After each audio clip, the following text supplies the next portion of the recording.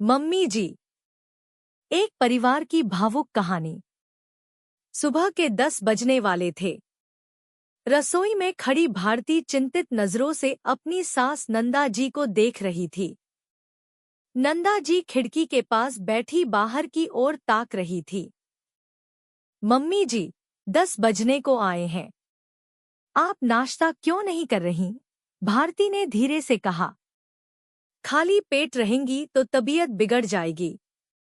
भारती की आवाज में चिंता साफ झलक रही थी। आप तो जानती हैं कि राजीव यहाँ नहीं रहते। बंटी की तबीयत भी अक्सर खराब रहती है। ऐसे में अगर आप भी बीमार पड़ गईं, तो मेरी परेशानी और बढ़ जाएगी। भारती ने आगे बढ़कर सास के पास बैठते हुए कहा, मम्मी जी, और किसी से नहीं, आपसे तो मैं इतनी उम्मीद कर ही सकती हूँ कि आप मेरी परेशानी समझेंगी। नंदा जी ने गहरी सांस भरी और बोली, बहू, तुम्हारे ससुर जी अभी तक लौटकर नहीं आए हैं। उनकी आवाज में थकान थी। सुबह चाय पीकर निकले थे, बस यही कहकर कि पुराने मित्र से मिलकर आता हूँ। मैं उनके आने का इंतजार कर रही हूँ। नंदा जी ने आंखें झुकाते हुए कहा। अगर उनके आने से पहले मैंने नाश्ता कर लिया तो? तुम जानती हो ना बहू, वो कुछ नहीं कहेंगे किसी से, बस चुपचाप नाराज हो जाएंगे और सारी नाराजगी मुझ पर ही निकलेगी। भारती के चेहरे पर उदासी छा गई। मम्मी जी, आखिर यह सब कब तक चलेगा? आप नहीं खाती तो मैं भी भूखी रह जाती हूँ। फिर मुझे गैस और सिरदर्द होने लगता है। राजीव मुझसे नाराज होते हैं कि समय पर खाना नहीं खाती और बीमार पड़ती हो। भारती की आवाज में दर्द था। पापा जी की यह आदत नई नहीं है। अगर आप शुरू से ही अपना ध्यान रखती, तो शायद यह सब इतना नहीं बढ़ता। नंदा जी की आंखों में आंसू आ गए। वो बोली, बेटी, हर औरत का दर्द एक जैसा ही होता है, बस पात्रों के नाम बदल जाते हैं। उन्होंने अपने आंचल से आंसू पोंछे। वो तो अच्छा हुआ कि मेरा बेटा बाहर रहकर बड़ा हुआ, वरना अपने पिता के कुछ स्वभाव तो वो भी सीख जाता। तुम्हारे ससुर जी कम से कम बेटेबहू के कारण कुछ तो लिहाज करते हैं, वरना अगर मैं उनके बिना चाय भी पी लूं, तो उसमें भी उनकी इज्जत चली जाती है। भारती सोच में पड़ गई। मैंने अपना दर्द सास को सुनाया और उनकी आंखों में आंसू आ गए। मम्मी जी, भारती ने पूछा, आखिर पापा जी की ऐसी सोच क्यों है? नंदा जी ने गहरी सांस भरी। बच्चे बच्चे वही सीखते हैं जो अपने माँ बाप को करते देखते हैं। मेरे सास ससुर भी ऐसे ही थे। अगर ससुर जी बोलकर नहीं गए और खुदा ना खास्ता दिन भर नहीं आए, तो मेरी सास पूरा दिन भूखी रहती। अपने ही घर में कैदी की तरह समय काटते देखा है मैंने उन्हें। नंदा जी ने ऊपर देखा। ईश्वर का आभार है कि मेरे बेटे में यह गुण नहीं आया। वो औरत की इज्जत करता है। भारती सोचने लगी, क्या कहूँ, जब वो खुद इतनी दुखी रहती है। जब भी मैं अपनी दास्तान सुनाती हूँ, वो रो पड़ती है। यही सब सोचते हुए भारती ने चाय बनाई। उसने खुद भी पी और जबरदस्ती नंदा जी को भी पिलाई। जैसे ही भारती चाय की ट्रे लेकर जा रही थी, गजेंद्र बाबू बाहर से लौट कर आए। भारती ने झट से अपना दुपट्टा सिर पर ठीक किया। गजेंद्र बाबू की नजर चाय के खाली कपों पर पड़ी। बहू, राजीव जग गया क्या? उन्होंने पूछा। भारती ने नजरें नीचे करके कहा, हाँ पापा जी, वो बैडमिंटन खेलने गए हैं। अच्छा, तो कोई मेहमान आया था, इसलिए चाय बनाई? गजेंद्र बाबू ने पूछा। नहीं पापा जी, भारती ने धीरे से कहा, यह चाय तो हमने पी है। गजेंद्र बाबू ने नंदा जी की ओर देखा। उनका चेहरा सख्त हो गया। नए जमाने में ढलना था तो पुराने जमाने में जन्म क्यों लिया? उन्होंने कड़वे स्वर में कहा, चाय ही क्यों, खाना पीना भी तुम खा पी लिया करो। मैं रहूं या न रहूं, तुम्हें क्या फर्क पड़ता है। इतना कहकर वो अपने कमरे में चले गए। भारती आश्चर्य से अपने ससुर को देखती रही। नंदा जी उदास चेहरा लिए उनके पीछे पीछे गईं। तभी भारती का बेटा रवि आया। मम्मी, दादाजी बात बात पर दादी से नाराज क्यों हो जाते हैं? और उन्हें जब कुछ चाहिए होता है तो दादी से सीधे क्यों नहीं कहते? भारती ने बच्चे को प्यार से समझाकर बाहर भेज दिया। थोड़ी देर बाद नंदा जी बाहर आईं। बहू, मैंने कहा था ना तुमसे, मुझे कुछ मत दो। अब देख लो, वो नाराज बैठे रहेंगे। मम्मी जी, आप परेशान मत हों, भारती ने दृढ़ता से कहा। राजीव आज घर पर हैं। आते ही मैं उनसे कहूंगी कि पापा जी से बात करें। आखिर यह सब कब तक चलेगा? नंदा जी ने कहा, फिर भी ठीक है, बहू। जब राजीव घर पर नहीं रहते, तो तुम्हारे ससुर जी सीधे मुझसे नहीं कहते, नौकरों से संदेश भिजवाते हैं। मैं तो दीवारों के साथ बैठकर समय काटती हूँ। नंदा जी अपने आंचल से आंसू पोंछते हुए आंगन में जाकर बैठ गईं। करीब 11 बजे राजीव लौट कर आए। भारती, बहुत जोर से भूख लगी है, मेरा नाश्ता लगा दो, उन्होंने कहा। फिर पूछा, और माँ आंगन में क्यों बैठी हैं? उन्होंने खाना खा लिया? भारती ने पूरी बात राजीव को बताई। राजीव पहले अपनी माँ के पास गए। माँ, मैं बचपन से आपको छुपकर आंसू बहाते देखता था। बाबूजी के डर से कभी पूछने की हिम्मत नहीं हुई। पर अब तो मैं बड़ा हो गया हूँ।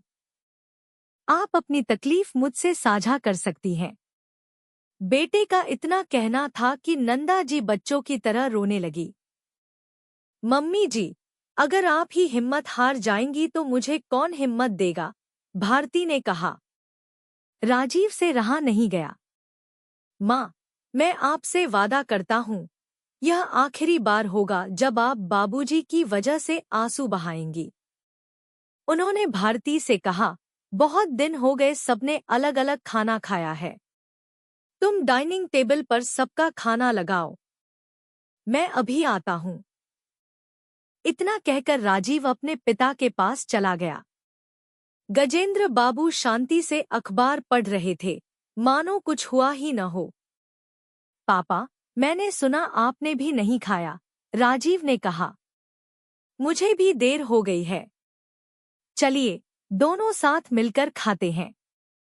जब घर की औरतें पहले खा चुकी हों, तो मर्द उनका जूठा खाना खाएंगे, गजेंद्र बाबू ने कड़क आवाज में कहा। नहीं पापा, राजीव शांति से बोले, किसी ने नहीं खाया, बस चाय पी है। राजीव माँ को लेकर आए। गजेंद्र बाबू और राजीव डाइनिंग टेबल पर बैठे। भारती ने सबके लिए प्लेट लगाई। फिर भारती नंदा जी को लेकर आई और खुद भी डाइनिंग टेबल पर बैठ गई। गजेंद्र जी उठने लगे। क्या हुआ पापा? उठ क्यों रहे हैं? राजीव ने पूछा। जब औरतें मर्दों की इज्जत करना छोड़ दें, तो समझो घर का सत्यानाश जल्दी होता है, गजेंद्र बाबू ने कहा। भारती ने साहस जुटाया।